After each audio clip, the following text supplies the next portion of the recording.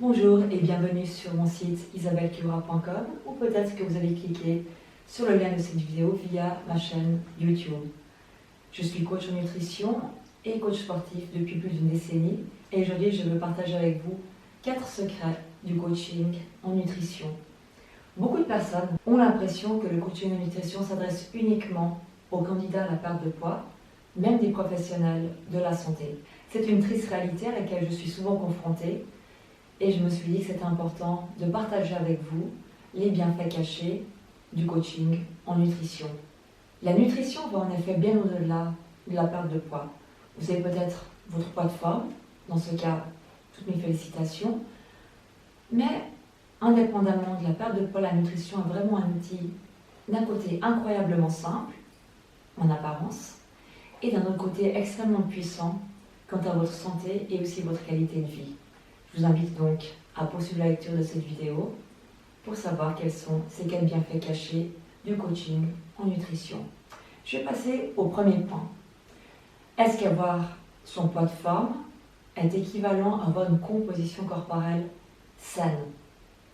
D'un côté, vous avez le poids affiché sur votre balance qui se résume uniquement à un chiffre en kilos.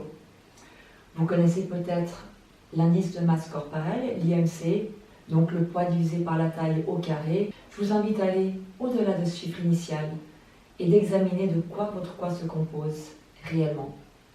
Vous avez peut-être déjà entendu le terme anglais skinny fat, qui fait référence à une apparence à la fois maigre, mais grasse, vous pouvez être très léger, mais est-ce que vous connaissez vraiment votre ratio de masse adipeuse et de masse musculaire?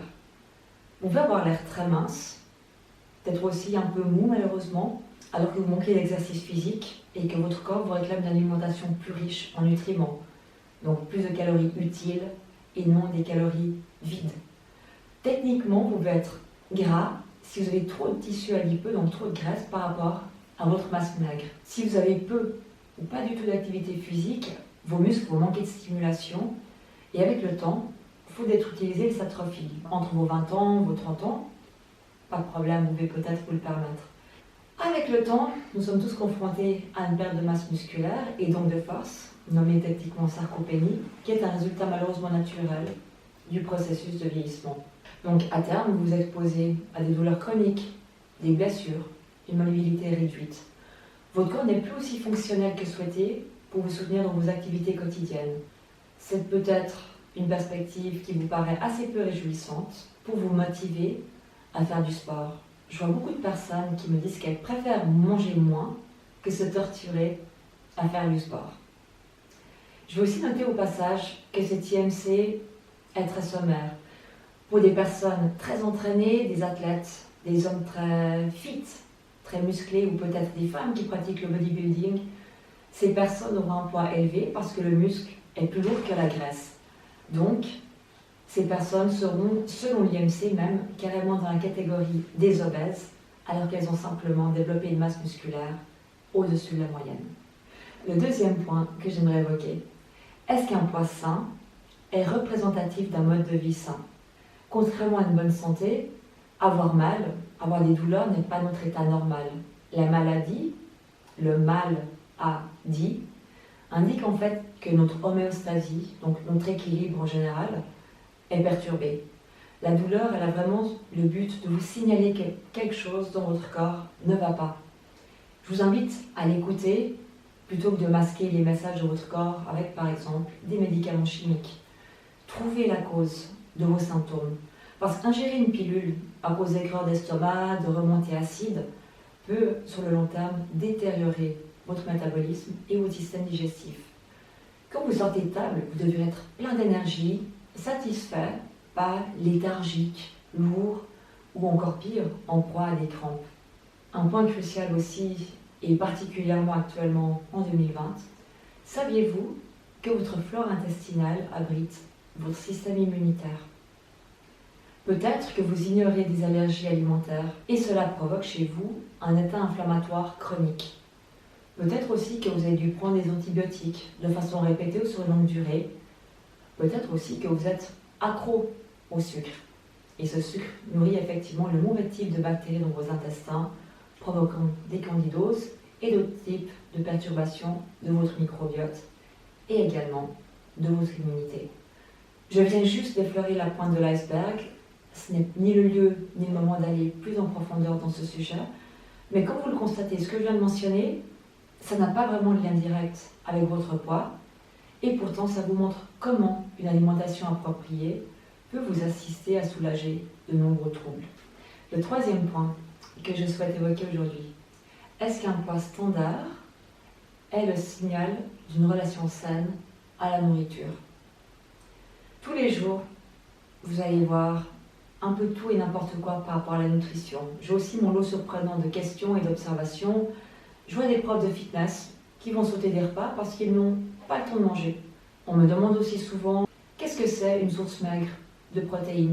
Je vois aussi beaucoup de personnes qui suivent des régimes très populaires, qui diabolisent les hydrates de carbone et qui sont en fait choquées d'apprendre que les légumes appartiennent à cette famille de macronutriments qu'ils s'interdisent ou qu'ils pensent s'interdire. Est-ce que les légumes sont vraiment diaboliques pour votre santé, pour votre poids? Nous sommes d'accord, c'est loin d'être le cas. Combien d'entre vous ont peur encore de manger du beurre, de prendre les jaunes d'œufs à cause de leur cholestérol ou peut-être même de leur tour de taille? Combien d'entre vous se privent peut-être d'aliments par peur de grossir, alors que c'est en fait le meilleur moyen d'aiguiser votre appétit dès qu'un aliment est interdit? Je vous invite à remettre en question vos connaissances, à faire preuve d'un peu d'humilité et de rester un apprenti à vie. Peut-être que vous paraissez et que vous vous sentez en pleine forme, et c'est parfait. Vous pensez peut-être avoir acquis suffisamment de compétences et maîtriser votre alimentation. Peut-être que vous n'avez pas de poids à perdre, mais je vais quand même vous demander honnêtement, à quel prix? Pour beaucoup de personnes, plus de personnes que ce qu'on pourrait penser, le prix d'avoir un corps qui vous convient, d'avoir une silhouette qui vous plaît, c'est souvent de la frustration, beaucoup de privation, donc des fringales, manger sous le coup de l'émotion afin de l'étouffer, ou peut-être aussi des pensées constamment occupées par la nourriture. Est-ce que j'ai trop mangé? Je culpabilise, j'ai trop mangé, le prochain repas, il faut absolument que je me reprenne, ça va pas, ça peut plus continuer comme ça. Qu'est-ce que je peux m'autoriser à manger à mon prochain repas? Ou j'ai tellement faim, j'attends plus que l'heure où je peux enfin remanger. C'est un cercle vicieux qui n'est vraiment pas drôle et pas non plus normal, bien que fréquent. Et j'irai plus loin, je dirais que d'avoir peut-être des tablettes de chocolat pour vos abdominaux, ça ne vaut certainement pas ce genre de stress et de privation au quotidien. Donc là aussi, à nouveau, une approche holistique du coaching en nutrition peut vous aider à définitivement faire la paix et guérir votre rapport tant avec la nourriture qu'avec votre schéma corporel. Et sachez que les clients maigrichons ou les mangeurs compulsifs sont vraiment tous les bienvenus. Ils sont tous accueillis avec compassion et bienveillance. Je vais aborder le quatrième et dernier point, non des moindres.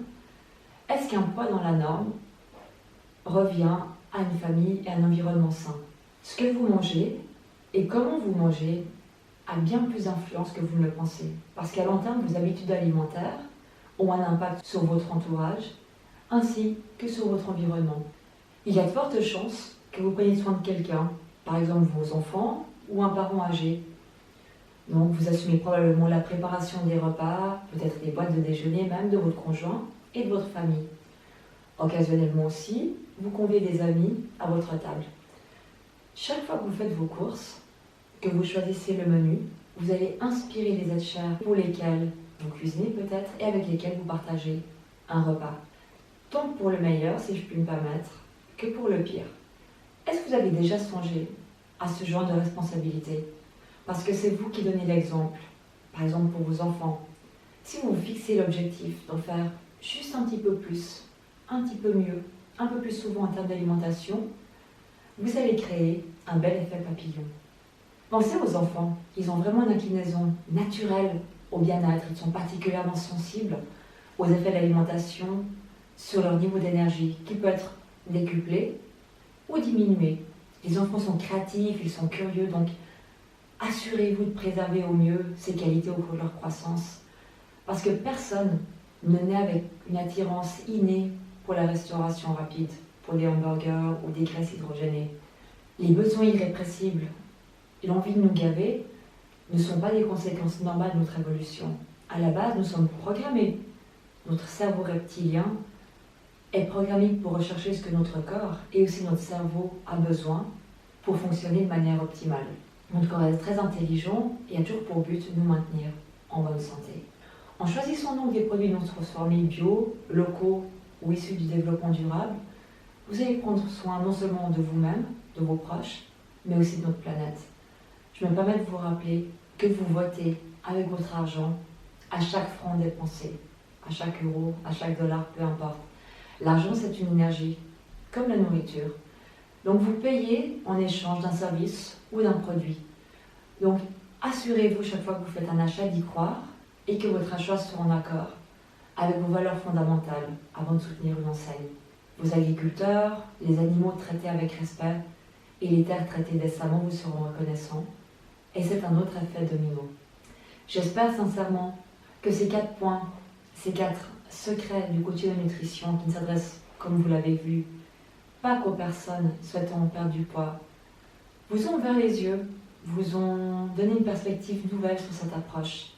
Je vous invite dans les commentaires à me dire quel est le point qui vous a le plus intéressé, peut-être questionné, perturbé, lequel vous avez trouvé le plus surprenant et sur lequel vous allez choisir de faire le plus d'efforts en particulier. Merci d'être ici aujourd'hui pour votre santé et celle de vos proches. Merci de vouloir être une meilleure version de vous-même, de votre temps. Je vous souhaite une bonne journée et je vous dis à très bientôt.